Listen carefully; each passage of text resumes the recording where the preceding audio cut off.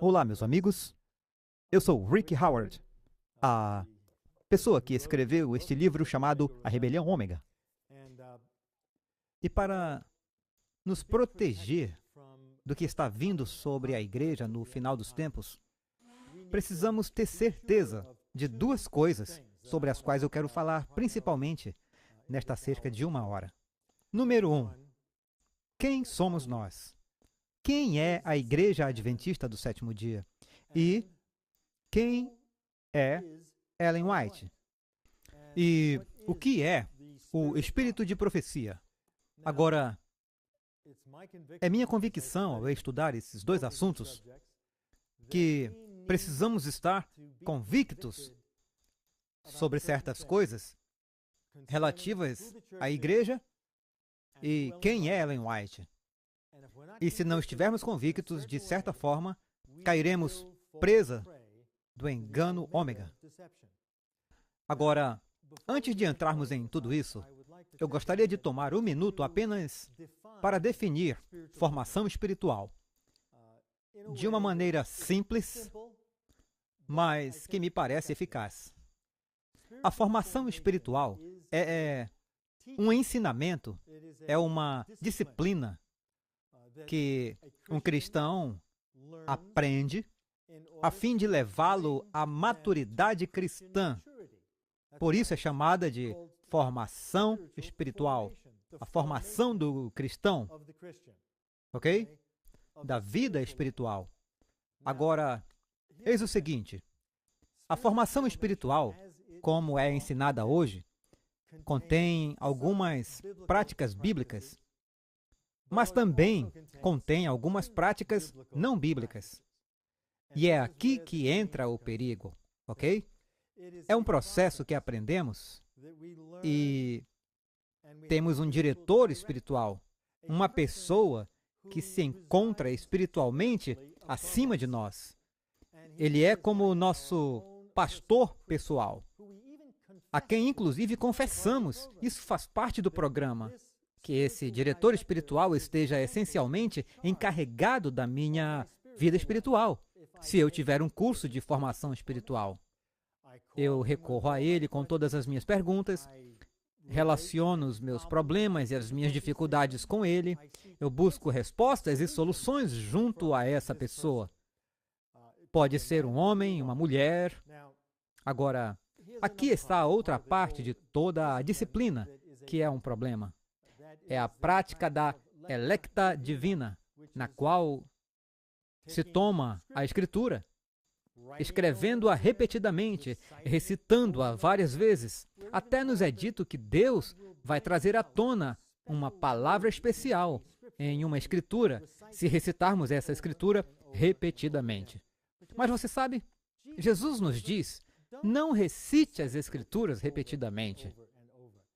Fique longe de repetições vãs, porque Jesus sabia que repetições vãs podem levar a mente de uma pessoa a um estado de consciência alterado. E é exatamente por isso que essa disciplina existe dentro da formação espiritual. Agora, outra parte da formação espiritual. A maior parte da formação espiritual, da maneira como é ensinada no mundo de hoje, é a oração contemplativa. Isso é um engano em si mesmo, porque a oração contemplativa é a ausência total do pensamento. Nada a ver com o que pensávamos ser contemplação, não é? Certo? Nos dizem que, quando oramos, devemos pensar e falar com o Senhor.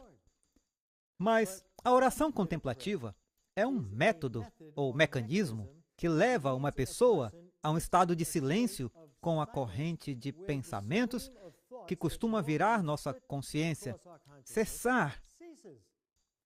Isso não é contemplativo. Contemplação e meditação envolvem pensar. Precisamos pensar. Deus nos criou para que pensemos. Temos uma imaginação. Deus não quer que usemos a imaginação para criar uma imagem e sustentar essa imagem em nossa mente, excluindo tudo mais que nos leva a um estado de consciência alterado? Isso é parte do perigo que existe na prática da formação espiritual. Você é ensinado a fazer essas coisas. Você é ensinado a visualizar coisas e sustentar essa visualização. Essa é a maneira mais rápida de entrar em um estado de consciência alterado, de imaginar uma cena de qualquer coisa e sustentar essa imagem nos olhos da mente e mantê-la lá, e sustentá-la lá, e prendê-la ali. É isso que você aprende quando está envolvido com o oculto. E você aprende isso porque, como eu disse, é a maneira mais rápida de entrar em um estado de consciência alterado. Você perde a consciência e a consciência do que está ao seu redor. Vou compartilhar um pouco de como isso funciona, é muito importante. Os pensamentos flertam naturalmente através da mente em qualquer lugar, de 15 a 60 pensamentos a cada segundo. Sim, eu estou falando, é muito rápido. E isso é o que acontece. Temos um mecanismo em nossa mente que alcança e captura um pensamento. E assim que capturamos um determinado pensamento, automaticamente atraímos pensamentos relacionados àquele capturado. Por exemplo, meu carro. Eu tenho que trocar o óleo. Vou verificar os pneus, eu viajo semana que vem. Pensamentos sobre o meu carro começam a fluir naquele rio de pensamentos através da minha mente, ok? Então, quando eu me aproximo de um pensamento, atraio pensamentos relacionados a ele, e é como um rio que flui, e minha mente tem um mecanismo que se estende e captura um pensamento, depois outro e depois outro. E é assim que a nossa mente funciona, certo? Bem, Satanás sabe algo. Ele conhece uma ciência que tem ensinado à humanidade há 5.000 anos. E essa ciência envolve ensinar as pessoas como fazer com que esse fluxo de pensamentos abrande. E quando esse fluxo de pensamentos abranda até parar, a pessoa entra num estado de consciência alterado. Essa é a ciência que Satanás tem ensinado à humanidade por milhares e milhares de anos. Ela envolve o que chamamos de meditação ou contemplação, mas não é realmente meditar ou contemplar. Trata-se de visualização. Isso é o que eu aprendi no ocultismo. Quando você pode visualizar qualquer coisa, não importa o que seja, você visualiza algo no olho da mente. Ok? Deus nos deu a capacidade de ter uma imaginação, uma parte do nosso cérebro onde podemos criar imagens. Quando você cria uma imagem e sustenta essa imagem no olho da mente e a mantém lá e aprende ali, você acaba desacelerando esse fluxo de pensamentos até parar, entrando em um estado alterado de consciência. Agora, por que Satanás ensina isso aos seres humanos? Porque nesse estado alterado de consciência que resulta da visualização, ele pode se comunicar com nossas mentes. E é exatamente isso que ele faz. É isso que dá a Satanás seu poder sobre a humanidade, certo? Ao passar por um processo no qual ele, na verdade, ensina os seres humanos em religiões falsas e falsificadas e em práticas ocultas, e é isso que lhe dá a capacidade de entrar em nossas mentes e projetar pensamentos e imagens. Ele não pode ler nossas mentes, mas pode projetar pensamentos e imagens em nossas mentes. Quando você vai a um médium ou a um vidente, e o vidente diz, você estava pensando em ir ao Coney Island? E você, uau, é isso que eu estava pensando. Parece que o médium tinha o poder de ler a sua mente, mas na realidade, o médium tem um espírito familiar. E esse espírito familiar que lhe dá o pensamento e dá ao médium o mesmo pensamento. Assim, parece que o médium estava lendo a sua mente, mas foi dado um pensamento por um anjo caído, um demônio, e esse demônio dá ao sujeito o mesmo pensamento. Então, o sujeito pensa que o médium tem o poder de ler sua mente, quando na realidade nenhum ser humano tem nenhum desses poderes. Nenhum. Nenhum. Ok? São os espíritos familiares que têm poder sobre nós, que criam as imagens. Eles podem projetar pensamentos em nossas mentes, são capazes de entortar colheres e fazer parecer que algum médium tem esse poder. O poder mental de entortar a colher é o demônio que faz entortar a colher. Ele está apenas trabalhando em cooperação com o ser humano, que na maioria das vezes nem percebe que ele tem um demônio trabalhando com ele, ou o que a Bíblia chamaria um espírito familiar. É assim que essas coisas funcionam, ok? Assim, a meditação transcendental, o tipo de poder que os médiuns têm, os videntes têm, os místicos têm, os místicos cristãos têm, tem tudo a ver com o poder de retardar os pensamentos através de certas práticas, entrando em um estado alterado de consciência, onde um anjo caído então tem o controle e lhe dá uma visão, o traz para o silêncio. Você pensa que está entrando na presença de Deus porque o demônio toca o botãozinho da alegria em seu cérebro. Isso é o que está acontecendo. É tudo um engano. É um engano. Certo? E é uma ciência que os seres humanos praticam. Eles a aprendem com anjos caídos, seres satânicos, mas nem sabem de onde ela vem. A formação espiritual tem no coração, a pulsação da formação espiritual está no entrar no silêncio, praticando, focalizando a mente. Oração centrante é do que ela é chamada. E a oração centrante é focalizar a mente em uma coisa, excluindo tudo o mais. E então você entra na oração contemplativa, como resultado da oração centrante. Mas a oração contemplativa não é contemplação, é a ausência de pensamento. Tudo bem? E eu vou contar como é, porque eu estive lá quando eu era hindu. Eu sei como é fascinante, é intrigante, é misterioso. E quando isso acontece, se você tem anjos caídos ao seu redor, o que você faz? Você recebe esse conceito de alegria como você nunca sentiu antes, unicidade com o universo, com tudo. Panteísmo é do que isso é chamado. Você sente que Deus está em tudo, em todos os lugares, em cada pessoa que você olha. Foi isso que me aconteceu. Eu sei como foi e foi uma experiência fenomenal. Foi uma experiência e um sentimento que eu não queria desistir. Mas havia apenas uma coisa em minha vida. Uma coisa que era mais forte e que me atraía com mais poder. E que era, eu não queria mais pecar. Eu queria mais a vitória sobre o pecado do que a experiência alegre de um estado de consciência alterado que Satanás estava me dando. Eu não conseguia parar, não podia obter vitória, e era assim que Deus me mantinha, me fazia procurar. E eu sei que Ele fará o mesmo por você. Apenas não caia na armadilha de pensar e acreditar que esta experiência tão maravilhosa, tão bela, tem que ser de Deus. Isso não é verdade. Meus amigos, eu passei 1h30 ao telefone com um professor que estava ensinando esse método. 1h30 em uma das nossas escolas. E eu partilhei com essa pessoa o espírito de profecia ensinando.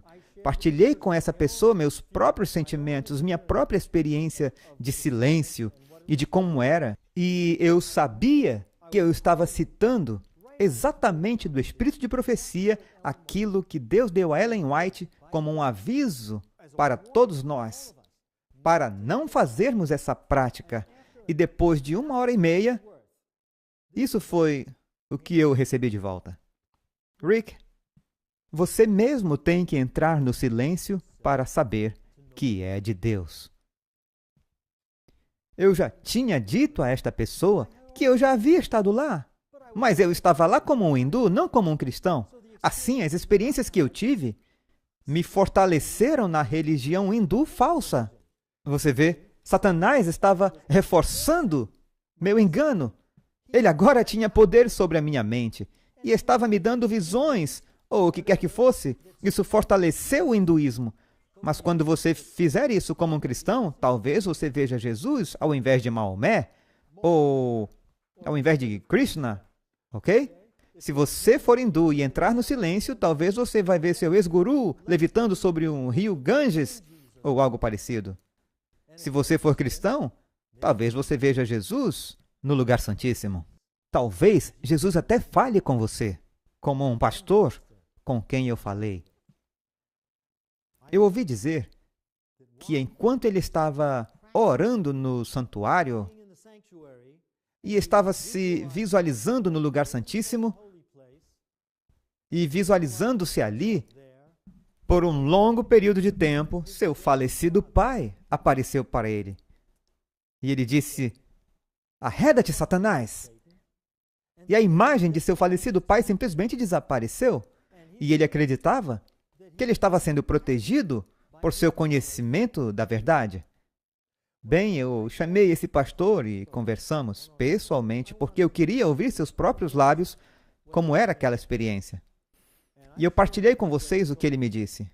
Ele viu seu pai morto no lugar santíssimo, em sua mente, como se visualizasse a si mesmo ali.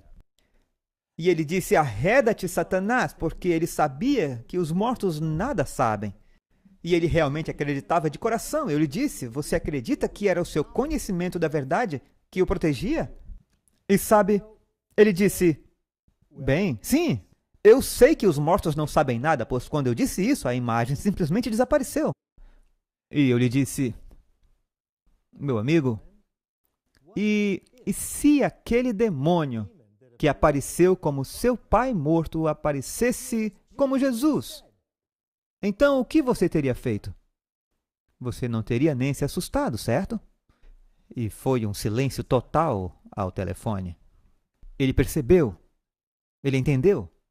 Amigos, não precisamos ir a lugar nenhum onde qualquer demônio possa aparecer como qualquer coisa para nós, certo? Eu não vou. Vocês vão? Porque ele pode aparecer como Jesus. Assim como Ellen White disse, na apostasia ômega, as pessoas ouviriam Jesus falando com eles. Eu não quero estar em nenhum lugar onde eu pense que Jesus possa falar comigo quando eu estiver em um estado de consciência alterado, porque me foram dadas instruções no Espírito de Profecia e na Bíblia para fugir de qualquer coisa que seja de natureza espiritualista. E não é preciso muito estudo do Espírito de Profecia para descobrir que não devemos brincar com nada que cheire a espiritismo. Precisamos fugir disso. Ir para outro lado, não brincar com isso, não mexer com isso. Vou contar algo. Esta semana mesmo, eu tive uma experiência com o espiritualismo. De vez em quando, o Senhor me permite cair novamente nesse estado de vibração. Eu não sei por que isso acontece, mas acontece ocasionalmente. Mas quando acontece, eu fujo daquilo, eu caio de joelhos, eu saio da cama, eu pego minha Bíblia e digo: "Deus, livra-me." Diz que o anjo do Senhor acampa sobre aqueles que o temem e os livra. Quando eu reclamo essa promessa, eles se retiram. Eles se vão. Meu anjo se aproxima. Eu não sei por que isso ainda acontece. Eu acho que é quase como o Senhor dizendo: "Rick, você nunca mais queira brincar com isso. É tipo um teste. Eu não quero. Eu não quero. Eu não quero." Eu conheço outros cristãos que passam pela mesma experiência. Fique longe de brincar com qualquer coisa sobrenatural, a menos que seja o Espírito Santo.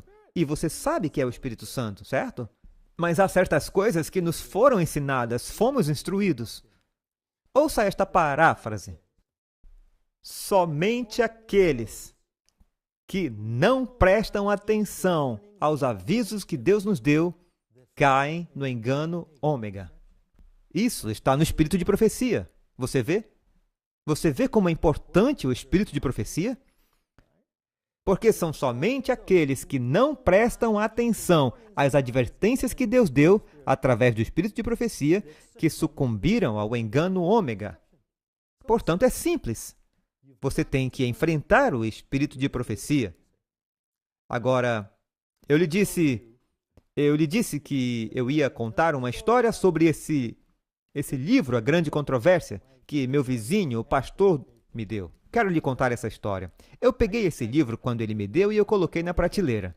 E eu disse, eu não vou ler isso. Eu li todos os falsos profetas nos últimos 5 anos. Eu não estou preparado para isso. Bem, enquanto isso, 2 estudos bíblicos por semana. Passados alguns meses, Rosalie e eu entregamos nosso coração ao Senhor. Aceitamos Jesus. Durante todo o caminho, nós sabíamos que Deus nos levou até aquele pastor adventista do 7º dia. Provavelmente já estávamos prontos para sermos batizados, mas tivemos que esperar 1 ano. Esperamos 1 ano inteiro até o próximo verão para sermos batizados, mas tudo bem. Deixe-me contar o que aconteceu. Eu estava tendo uma experiência tão incrível com a Bíblia Sagrada. Durante 5 anos, eu estava procurando a verdade e não conseguia encontrá-la. E, de repente, quando entregamos nosso coração ao Senhor, cada pergunta que tínhamos sobre a vida, a morte, de onde viemos, para onde estamos indo, qual é o nosso propósito de existência, cada uma dessas perguntas estava sendo respondida neste livro. A Bíblia Sagrada. O livro sobre o qual Deus manteve sua mão divina. E Ele a manteve em perfeitas condições para o cristão. Tudo o que precisamos saber sobre a salvação está aqui, não adulterado. Eu não estou dizendo que não há pequenos erros aqui e ali, e a interpretação das coisas diferentes pelos diferentes escritores bíblicos, mas nada que tenha a ver com a salvação está errado. Nada, ok? Este livro é o livro que Deus deu à raça humana e tem dentro dele a ciência da salvação. E Rose e eu descobrimos isso e tivemos uma experiência tão maravilhosa cada vez que abríamos esse livro e nós encontramos uma resposta para algo que nos atormentava.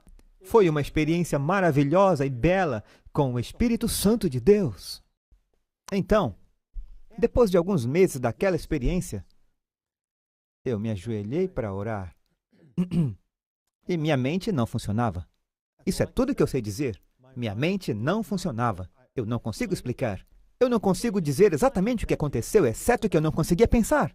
E bem na hora em que eu estava ficando assustado e chateado com o que estava acontecendo, eu estava pronto para simplesmente me levantar e sacudir a cabeça e dizer a Deus o que estava acontecendo. Mas logo antes, o Senhor falou comigo. Agora, eu não estou dizendo que eu ouvi a voz de Deus. Eu não sei o que era, mas eu tive uma série de pensamentos e aqui estão eles. Rick, você suplicou pela verdade. Você queria a verdade mais do que a própria vida. Você me deu seu coração. E eu estou compartilhando a verdade com você através do Espírito Santo. Durante aquele tempo em que você estava procurando, você leu todos os falsos profetas em que pôde colocar suas mãos. E eu conduzo a verdade. Você recebe um livro chamado Grande Conflito, escrito pela minha mensageira, e este livro você não lê. Este foi exatamente o modo, a série de pensamentos que me vieram. E eu sabia que Deus estava me dizendo que eu tinha que ler este livro. Eu havia lido tantos falsos profetas, e agora era a hora de eu ler a profetisa de Deus. Eu fui e peguei o livro. Eu provavelmente o li em 2 ou 3 dias. Eu não conseguia parar. Mas deixe-me contar a experiência que eu tive. Lembram que eu contei que eu estava tendo aquela experiência ao ler a Bíblia Sagrada? Enxergar a verdade, e foi uma experiência com o Espírito Santo. Quando eu li o Grande Conflito, eu sabia no meu coração que o mesmo Espírito que estava me guiando e me conduzindo nos últimos meses, quando eu estava aprendendo todas essas novas verdades na Bíblia Sagrada, o mesmo Espírito estava me inspirando quando eu estava lendo o Grande Conflito. Eu sabia disso. Então, Deus me convenceu de como Ellen White tem o dom genuíno da profecia. Era real. É do Espírito de Deus. Ou tudo o que eu sabia é que era do mesmo Espírito que estava me guiando quando eu estava lendo a Bíblia. E por causa daquela experiência, por causa disso, eu nunca questionei Nunca questionei uma única vez a inspiração do espírito de profecia. Então você vê como Deus usou essa experiência para me convencer do genuíno dom de profecia manifestado através de Ellen White. Eu nunca tive problemas quanto a isso. E amigos, eu espero em Deus que vocês nunca tenham problema, porque precisam se apropriar da inspiração do espírito de profecia. Duas coisas eu disse. Uma é a igreja e duas é o dom de profecia. Eu vou começar agora com a igreja. Você se lembra da parábola dos trabalhadores na vinha em Mateus? Jesus estava falando aos líderes de Israel. E ele contou essa história sobre como Deus o Pai deixou sair sua vinha. E ele deixou sair sua vinha para a nação de Israel. Então ele falou sobre como Deus, na época da colheita, enviaria pessoas para ir buscar a colheita e buscar sua parte. E enviaria diferentes indivíduos. Ele enviou os profetas, e o que eles fizeram aos profetas? Eles apedrejaram, mataram os profetas. Então é dito que, por último, Deus enviou seu Filho à nação de Israel. Por último, ele disse, eles honrarão meu Filho. Mas quando os líderes de Israel viram que este era o herdeiro do trono, do reino, eles o mataram. Mas lembrem-se que Deus disse, por último, eu estou enviando meu Filho. Agora sabemos que este é Jesus, o Filho de Deus.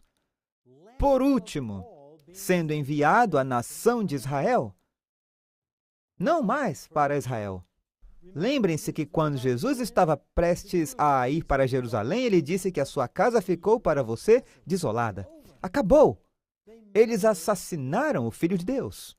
Assassinaram o Filho de Deus, que veio para salvá-los. Acabou. Acabou. E o que Jesus lhes disse? Ele falou muito claramente. Ele disse, o reino de Deus será tirado de vocês e dado a uma nação, trazendo seus frutos. Lembram-se disso? Então ele está dizendo que o reino de Deus será tirado de vocês. Esqueçam. Acabou para você, Israel. E será dado a outra nação, que devolverá a Deus os frutos que ele merece. Agora, quando você for para 2 Pedro, capítulo 2, verso 9, você descobre quem é essa nação, ok? E vamos ler isso. Mas você, falando da igreja, é uma geração escolhida, um sacerdócio real, uma nação santa. Essa é a nação de que Jesus estava falando, ok? Diz um povo peculiar, que você deve mostrar os louvores daquele que o chamou das trevas para a sua maravilhosa luz, que em tempos passados não eram um povo, mas agora são o povo de Deus, que em tempos passados não obtiveram misericórdia, mas agora obtiveram misericórdia, certo? Isso é o que a igreja é. É a nova nação de Deus. Agora, sabemos o que aconteceu, ok? Sabemos o que aconteceu com aquela nova nação. Ela teve que se esconder durante a Idade das Trevas, não foi? Certo? A igreja invisível teve que se esconder nas montanhas e nos Alpes da Europa, na Alemanha, na Suíça, na Áustria. Escondeu-se em cavernas. Ouvimos falar dos valdenses, de como eles mandavam seus filhos pequenos de 8, 9 anos, com pedaços da Bíblia costurados em seus casacos, descendo para a cidade, compartilhando as escrituras da Bíblia King James. Não era a Bíblia King James, não, naquele momento. Provavelmente era uma interpretação de Martinho Lutero naquela época, mas ouçam, amigos, estes jovens e seus pais estavam dispostos a abrir mão das suas próprias vidas para que vocês pudessem estar sentados na igreja hoje. A única razão de eu estar aqui na igreja hoje é porque, segundo o livro dos mártires de John Foxe, 50 milhões de pessoas deram suas vidas para podermos estar aqui. Quantas vidas foram abandonadas em perseguições durante a Idade das Trevas? 50 milhões? Para que a igreja pudesse continuar, para que pudéssemos ter vida, certo? Agora, é por isso que diz aqui no Apocalipse, em Apocalipse capítulo 12, acho que é o versículo 11, que O povo de Deus não amou suas vidas, mesmo até a morte. E eles obtiveram a vitória pela palavra de seu testemunho. A palavra de seu testemunho. Você já se perguntou de que forma a vitória é obtida pela palavra de nosso testemunho? Eu dei o mesmo testemunho que eu tenho dado milhares de vezes às pessoas, como pastor, como obreiro bíblico, como músico. Há poder em sua história, em minha história. Mas deixe-me dizer algo mais. Porque a sua vida eterna depende de você dar um testemunho. Você está pronto? Somente aqueles que se perdem na salvação dos outros ganham a vitória em sua própria vida espiritual. Você ouviu isso? Somente aqueles que se perdem na salvação de outras pessoas obterão a vitória em sua própria vida. Você não pode ser um monge e vencer. Você não pode sentar-se em casa e não se envolver na conquista dos outros para que eles possam ter a vida eterna como você a tem. Esse é o Espírito de Jesus, não é? Ele se entregou para que eu pudesse ter a vida. E agora é a nossa vez. Precisamos estar dispostos a nos doar até a morte para a salvação de outras pessoas. Sabe, a igreja consiste do trigo e do joio na igreja visível. Essa é a igreja visível. A igreja adventista do sétimo dia visível. Essa é a igreja remanescente, a igreja de Deus. Mas existe uma igreja invisível. Há muitos cristãos, verdadeiros cristãos, honestos, que fazem parte da igreja remanescente, que são invisíveis, e que são as pessoas em todo o mundo, em cada religião diferente, que estão vivendo à altura da verdade e da luz que eles têm. É a luz que eles têm. E Deus ainda não os conduziu à igreja visível, a igreja adventista do sétimo dia, que consiste do trigo e do joio.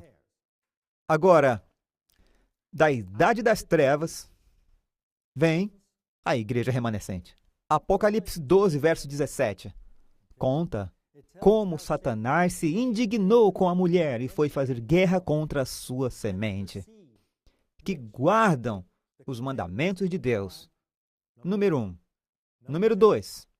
Eles têm também o testemunho de Jesus Cristo. Agora, essas duas coisas, esses dois elementos, guardar os 10 mandamentos e ter o testemunho de Jesus, que Apocalipse 19:10 diz, é o dom de profecia. São as marcas de identificação da igreja remanescente.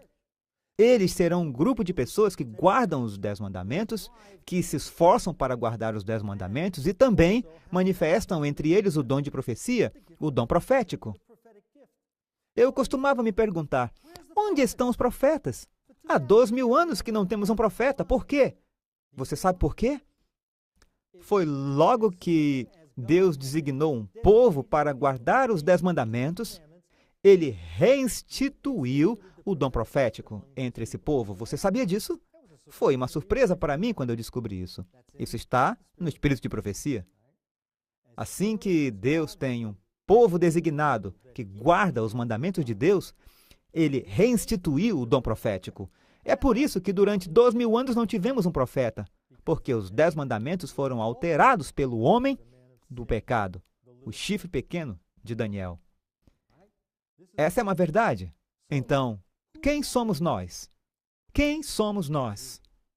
Somos a igreja remanescente de Deus. Sem dúvida, somos a igreja remanescente de Deus. E você tem que lidar com isso.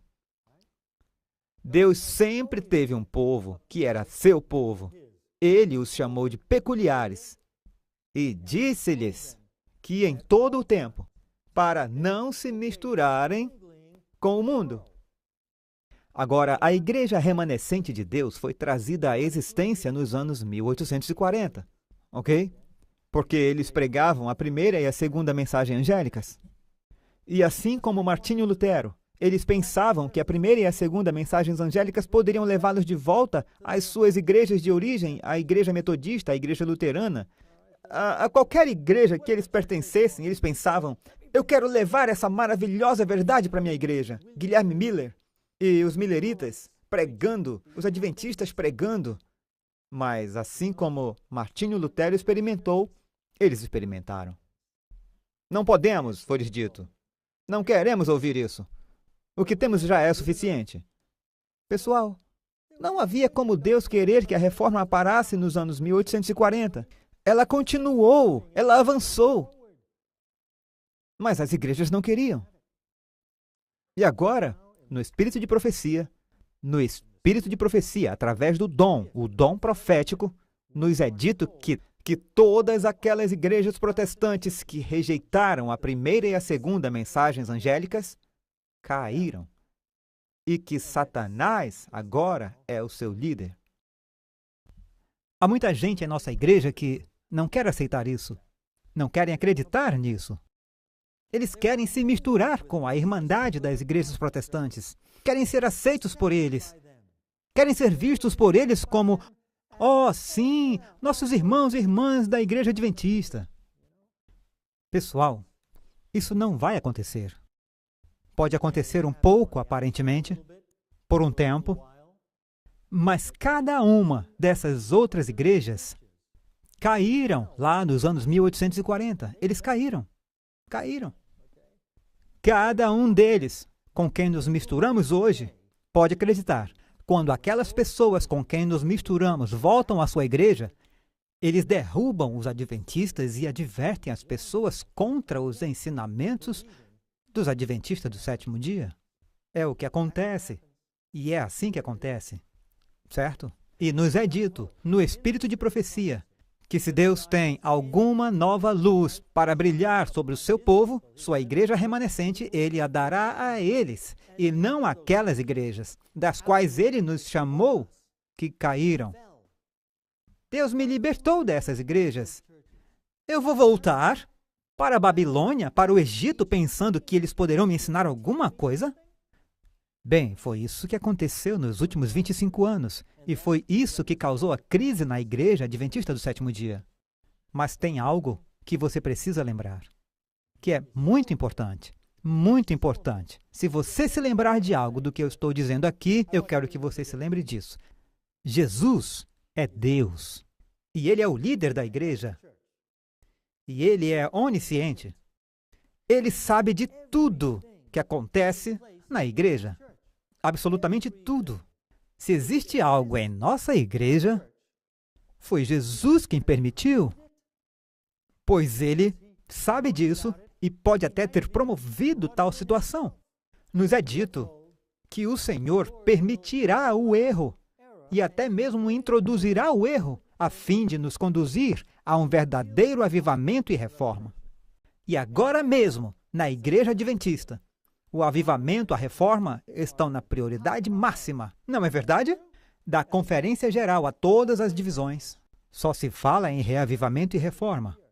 Pessoal, deixe-me dizer uma coisa. Nós nunca teremos um reavivamento e reforma de verdade enquanto não pararmos de voltar à Babilônia pensando que eles podem nos ensinar algo para melhorar a nossa vida espiritual, ou nos dar luz sobre como evangelizar. Como Willow Creek, sabe? Nós finalmente chegamos a um ponto em nossa igreja onde, no nível de conferência, nós admitimos que foi um erro enviar nossos pastores para Willow Creek. Perceba que ainda existem conferências nos Estados Unidos pedindo aos seus pastores que vão a Willow Creek, tentando fazê-los ir a Willow Creek. Depois que a igreja já tomou uma posição e disse, não deveríamos ir lá, cometemos um erro. Amigos, cometemos um erro. Eu não preciso voltar ao Egito para aprender a verdade. Deus me libertou do Egito. Eu não preciso voltar para a Babilônia. Preciso? Certo? E isso que as igrejas protestantes se tornaram. Agora, isso não sou eu, é o espírito de profecia nos ensinando. As igrejas protestantes caíram quando rejeitaram a primeira e a segunda mensagens angélicas e Satanás assumiu o controle sobre elas. E nunca mais voltarão. Elas aceitarão o Espiritismo e serão as primeiras a estender as mãos através do abismo para apertar as mãos com o catolicismo romano. Os protestantes são os primeiros. São eles que alcançam o catolicismo romano através do espiritismo. Bem, o espiritualismo está embutido no coração da formação espiritual. Entende? Você entende por que Satanás quer este ensinamento na igreja adventista? Ele está frenético nesse momento. Ele vai perder a vida. Vai deixar de existir. E ele sabe que a igreja adventista do sétimo dia, que recebeu a mensagem mais solene, já dada aos mortais, para pregar ao mundo a mensagem mais solene, e ele sabe que tem que nos impedir de cumprir a nossa missão, porque quando cumprirmos nossa missão, ele deixa de existir. Entendeu? E ele está trabalhando sério para nos impedir de cumprir a missão que Deus nos deu. Eu quero ler para vocês do Espírito de Profecia. Os adventistas do sétimo dia têm um trabalho especial a fazer como mensageiros de trabalhar pelas almas e corpos dos homens. Cristo disse de seu povo: vós sois a luz do mundo. Nós somos o povo designado do Senhor. Isso está no Espírito de Profecia.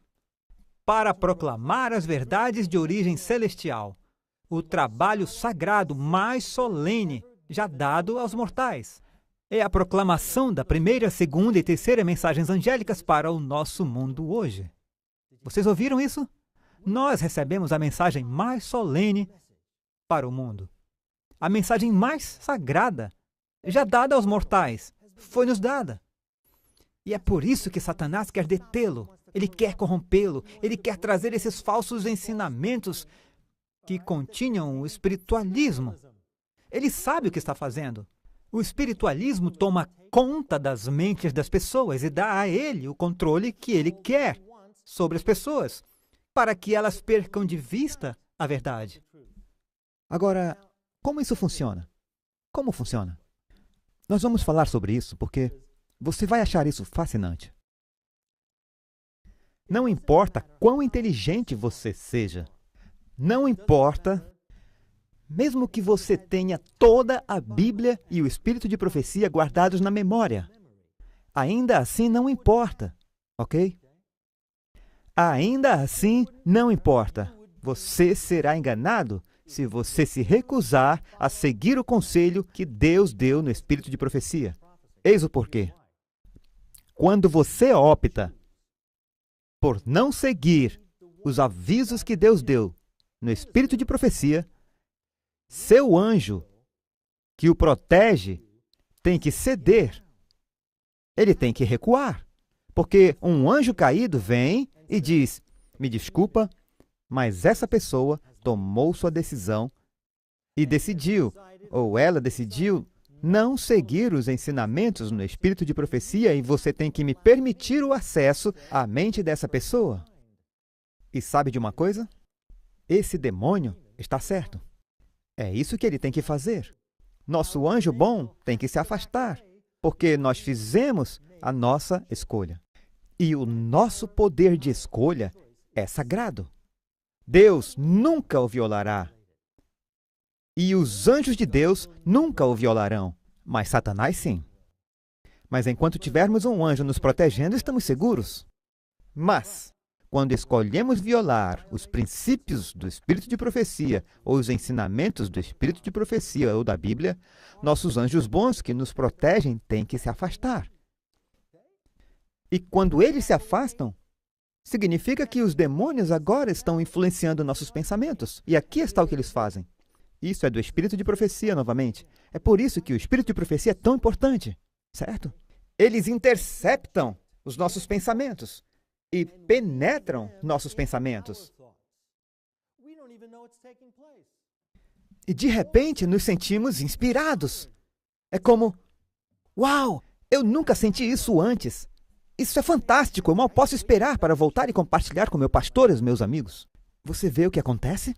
Um pensamento, eles sabem exatamente que pensamento colocar lá dentro, certo? Nós somos controlados por aqueles demônios, mesmo sem saber. E as coisas das quais costumávamos ter medo e odiávamos, nós aprendemos a amar. passa a dominar o nosso pensamento. Nos tornamos pessoas diferentes. E ficamos tão convencidos e crendo no erro quanto aqueles que conhecem a verdade. E essa é a verdade. E esse é o perigo ao ignorarmos o que está no espírito de profecia. Sabe? Eu queria saber o que estava acontecendo com a liderança da nossa igreja. Agora, pessoal, eu acredito em nossa igreja. É a igreja remanescente. Eu nunca diria nada negativo sobre a nossa igreja. Jesus morreu por ela. Ele ama a igreja e eu também amo a igreja. Quando Deus libertou Rosalie e eu, Ele nos trouxe para a igreja. Para a igreja foram as pessoas que nos amaram, certo? Ela é o corpo de Cristo. Nunca pense ou diga uma coisa negativa sobre a igreja. É a noiva do Senhor. E Ele deu sua vida por ela. Agora, existem coisas ruins na igreja. Satanás joga terra, lama sobre a noiva. Ele tenta mantê-la o mais suja possível. Mas a noiva é a noiva. Os falsos ensinamentos não são a igreja. Isso é o que Satanás faz com ela. E o que o Senhor permitiu que acontecesse. Lembre-se que Ele está no comando. Ele é Deus. Ele sabe tudo. Não é como se algo entrasse furtivamente nas igrejas pelas costas de Jesus. Nunca acontece assim. Ele é onisciente. Ele sabe tudo. Ele é Deus. Então, se está na igreja, Ele permitiu e está lá por uma razão.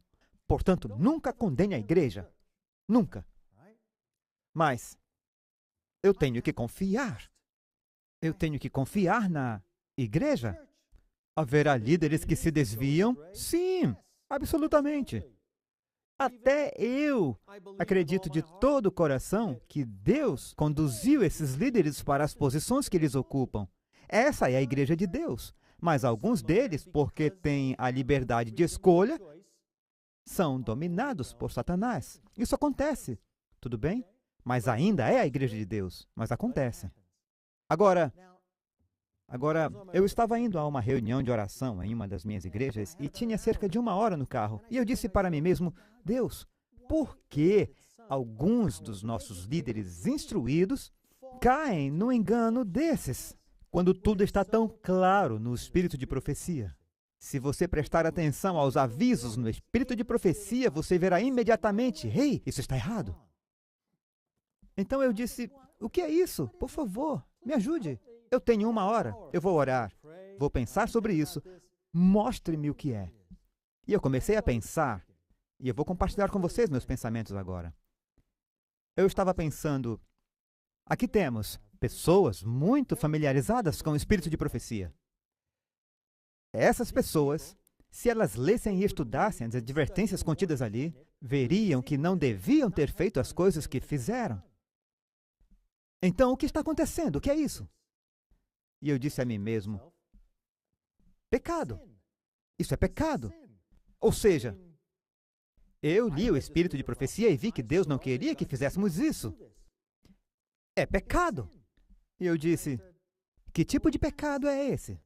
Será que esse é um tipo de pecado em que alguma propensão profunda se manifesta e se propõe ao meu poder de escolha e me força a fazer algo que eu sei que está errado, como sexo, comida, o que quer que seja, 1000 coisas diferentes.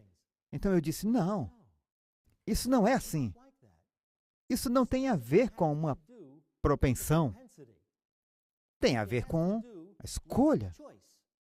Pessoas dizendo, eu quero pôr isso em prática. E eu sei que se eu estudar o espírito de profecia, provavelmente eu vou encontrar um conselho dizendo, não faça isso, então eu não vou estudar. Eu não quero estudar isso. Eu quero experimentar. É um tipo diferente de pecado. E eu disse, Deus, para o que estamos olhando aqui? Rebelião vem à minha mente. E eu sabia que não era um pensamento gerado por minha própria mente. Eu fiquei assustado. Eu disse, o quê? Rebelião. De novo, pela segunda vez. Eu simplesmente sentei e pensei, isso está certo? E enquanto eu pensava nisso, eu disse, sim, É isso mesmo. Rebelião é quando você sabe a verdade, mas você acabou decidindo não fazer. Eu não vou fazer. É por isso que, na Bíblia, rebelião é como o pecado da feitiçaria. Quero dizer, que bruxa você conhece que não sabe que o que está fazendo é errado? Entende o que estou dizendo? É por isso que rebelião e bruxaria são iguais aos olhos de Deus. É dizer, eu vou fazer isso de qualquer maneira, mesmo sabendo que é errado. E sabe, Ellen White, novamente no Espírito de Profecia, chega ao ponto de dizer: eu não tenho certeza se algum dia haverá uma cura para uma genuína rebelião. E eu posso dizer a mesma coisa, porque eu falei com muitas pessoas que foram ao silêncio e sabe de uma coisa? Eles não querem ouvir uma palavra do que eu tenho a dizer. É como se eles não fossem capazes de receber a verdade e acreditassem tão fortemente no engano em que eles estão presos que acreditam tanto quanto eu acredito na verdade. Isso é uma coisa incrível, rebelião. E foi Deus quem me deu o título para este livro. Portanto, temos que entender essas coisas. A Igreja Adventista do Sétimo Dia é a igreja remanescente de Deus. É a igreja remanescente de Deus. E Deus quer que estejamos separados do mundo. Satanás sabia exatamente como destruir Israel. Ele os misturou com os filisteus. Bem, pessoal, eu digo isso cautelosamente porque existem muitos cristãos verdadeiros no mundo protestante, mas o mundo protestante está caído. É a Babilônia. É a filha da mãe das prostitutas. E é aí que Satanás quer que nos misturemos.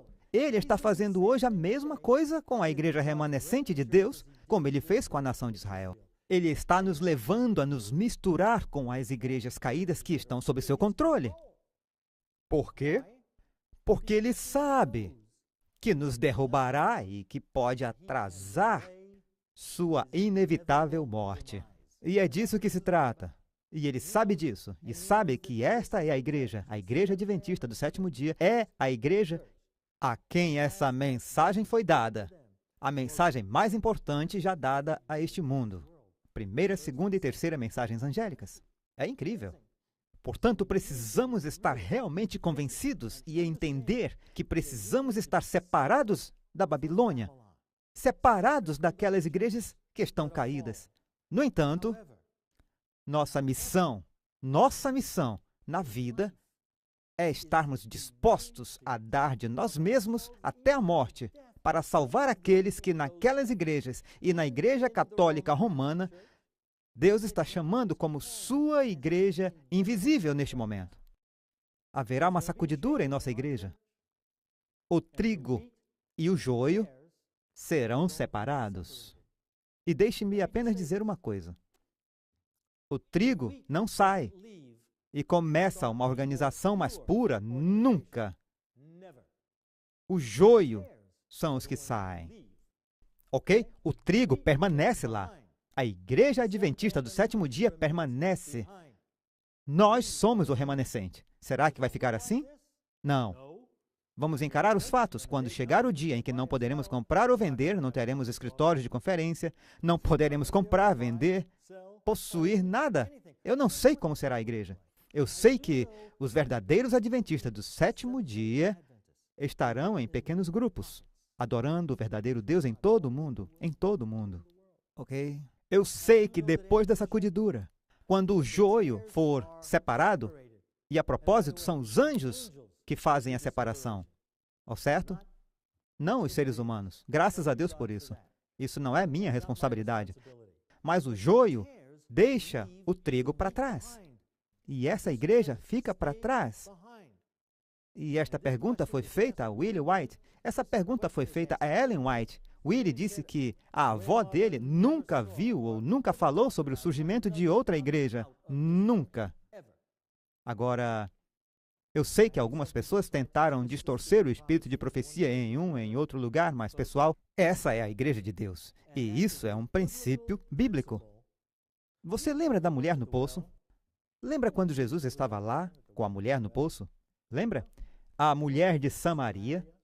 E Jesus contou-lhe um pouco sobre sua vida, que era embaraçosa, e ela quis entrar numa discussão espiritual com ele sobre quem tinha a verdade, porque ela estava envergonhada. Mas Jesus não estava disposto a isso. E ela disse: quem está realmente adorando o Deus verdadeiro? Samaritanos ou judeus?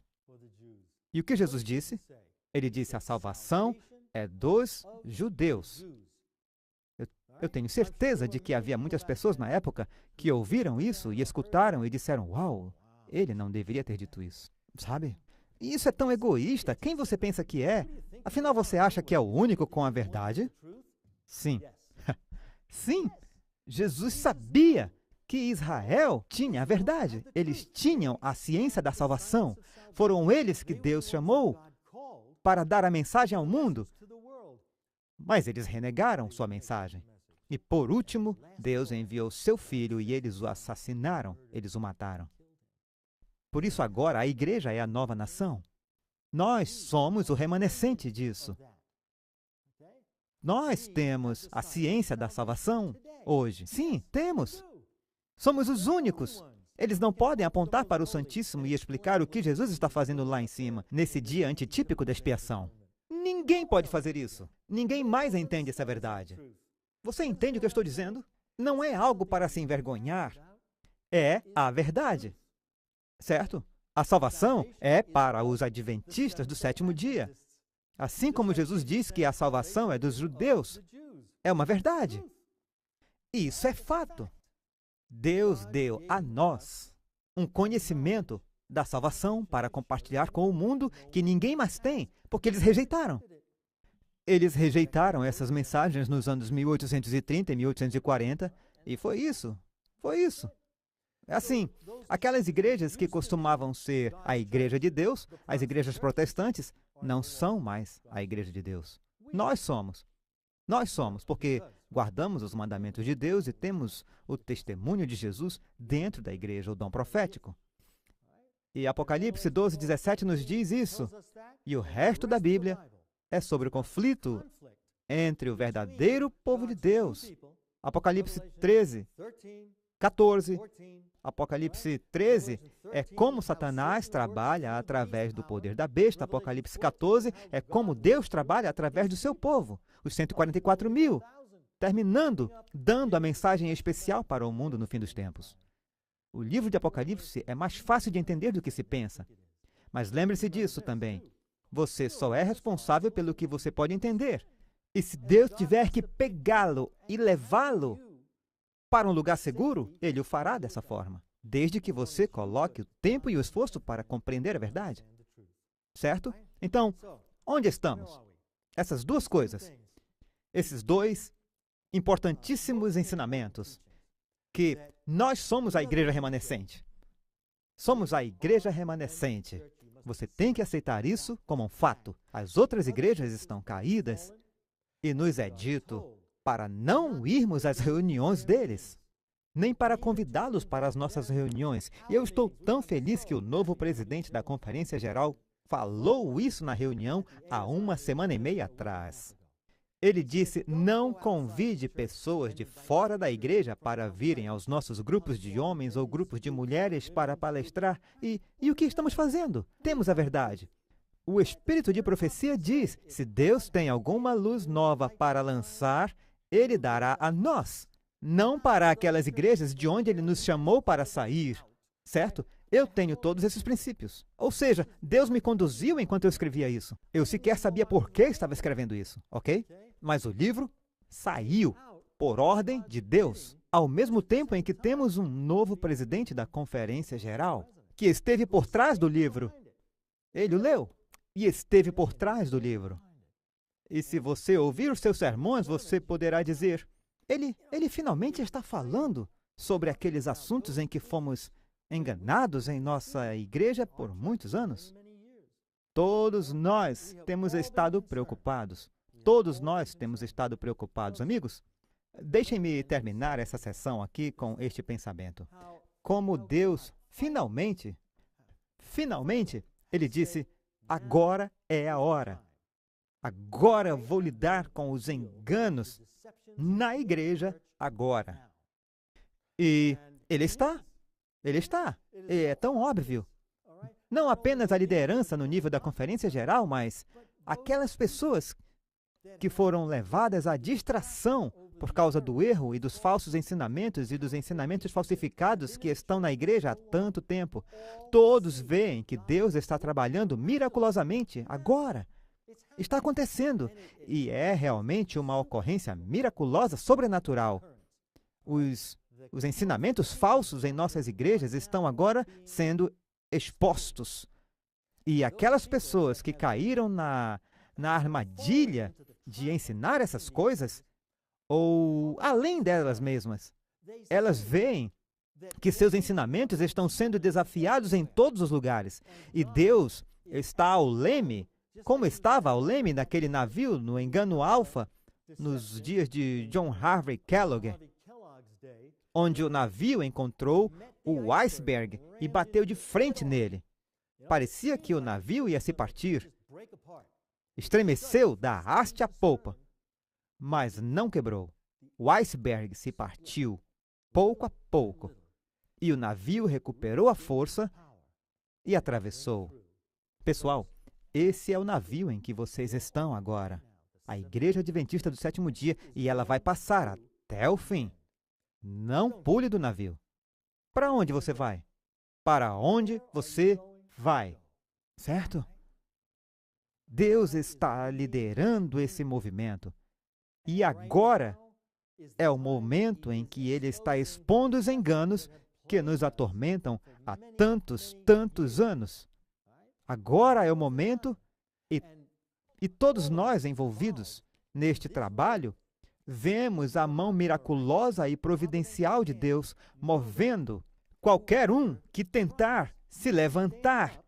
Nunca se levanta para os seus falsos ensinamentos com o espírito de profecia ou a Bíblia. Tudo o que eles podem fazer é condenar os mensageiros. É o que está acontecendo em todo lugar. Aqueles que estão expondo os falsos ensinamentos estão sendo atacados. Quando você entra na faculdade de Direito e estuda para ser advogado, é dito o seguinte: se você tem a verdade, argumente a verdade no tribunal. Você será um vencedor. Se você não tem a verdade, critique seu oponente. Destrua sua credibilidade. Destrua sua reputação. Isso é o que você é ensinado. E é assim que tem que ser. Porque se você não tem a verdade, no espírito de profecia ou na Bíblia, a única alternativa para você é destruir a reputação daqueles que estão expondo os falsos ensinamentos que você está ensinando. Você entende? E é isso que está acontecendo. É isso que está acontecendo. Eu apenas oro. Eu oro honestamente, oro por todos os envolvidos nesse engano, o tempo todo. Eu oro para que Deus os tire para fora do engano em que estão envolvidos. Mas sabe o que eu escuto? O que eles estão empenhados em fazer em suas vidas? Eles estão engajados em destruir a nossa reputação e atacar a nossa credibilidade. Eles estão empenhados em dizer, você deve usar Mateus 18, você está indo para o lado errado. Pessoal, quando uma heresia está sendo pregada de nossos púlpitos ao redor do mundo, Mateus 18 não se aplica. Eu tenho que viajar pelo mundo inteiro e visitar todos que estão pregando heresia? Não. Se for falso ensinamento, nós mesmos temos que ficar no púlpito, falar a verdade e expor o erro. É isso que está acontecendo no mundo hoje, certo? Mateus 18 é para as igrejas locais. É para manter a união nas igrejas locais, para que os mexericos não destruam a reputação de uma pessoa ou de outra. Então, quando o erro está sendo ensinado em nossas faculdades, pregado em nossos púlpitos, é hora de nos levantarmos de nossos púlpitos e pregarmos a verdade, expor o erro. A única coisa que os oponentes a esta verdade podem fazer é tentar atacar os mensageiros. É isso que está acontecendo. É isso que está acontecendo. Amigos, Deus está no controle deste movimento de expor o erro. Deus foi quem proveu não sei quantas centenas de pessoas que compreendem este ensinamento, que têm chamado nossas escolas, que têm escrito cartas para aqueles professores que estão envolvidos no ensino da formação espiritual. Eles têm sido comunicados. Acreditem, eles têm sido comunicados, mesmo que não precisassem ser comunicados. Mas têm sido, porque aqueles de nós que fazem isso têm realmente em nossos corações a preocupação com eles. Eu quero que eles vejam a verdade. Eu realmente quero. Quero que eles vejam o que estão fazendo e parem de fazer. Mas eu testemunhei o que Ellen White disse. Ela não tem certeza se existe uma verdadeira cura para a rebelião, para uma genuína rebelião. E aqueles que se recusam a ouvir o espírito de profecia, que se recusam a ler o que está escrito no espírito de profecia, a prestar atenção às advertências que Deus deu, mas que pareciam inalcançáveis. É como se seus corações simplesmente não entendessem mais a verdade. Eles não querem saber da verdade, não querem ver os conselhos de Deus. É tão triste. É muito triste. Eu mesmo experimentei isso com amigos e mentores íntimos, onde eu fui para casa e chorei o dia inteiro por causa de tudo isso. Partiu meu coração. Mas aconteceu. Aqueles que me ensinaram no meu ministério inicial não vão nem mesmo ler este livro. Eles nem mesmo vão ler. Há outros que tentam proibi-lo. Isso não está certo. Isso não é adventismo do sétimo dia. Não precisamos proibir livros, certo? Nós temos a verdade. A única razão para proibir um livro é quando você não tem a verdade. Pensem sobre isso. Pensem sobre isso. Ok?